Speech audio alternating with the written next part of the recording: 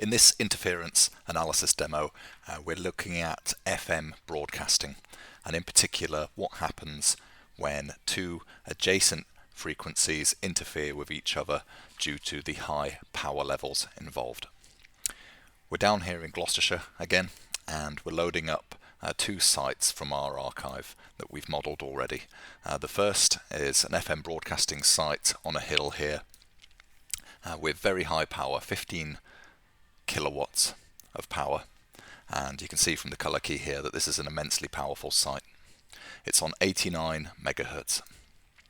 The next site is up on the hill on 89.2 megahertz, and it's using a fraction of the power, 1 kilowatt.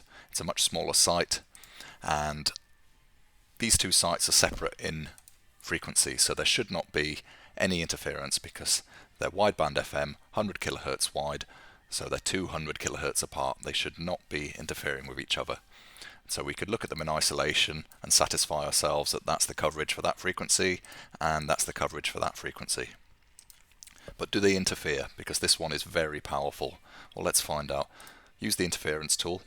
Select the subject of interest, which is the weaker network. Select the interferer, which is the stronger network, and then run analysis to have a look. Yes, they do. So there's interference down the hill. So there's a hill here. As soon as you go down the hill, you're overcome with interference from the stronger tower. The interesting point here is that it's on a different frequency.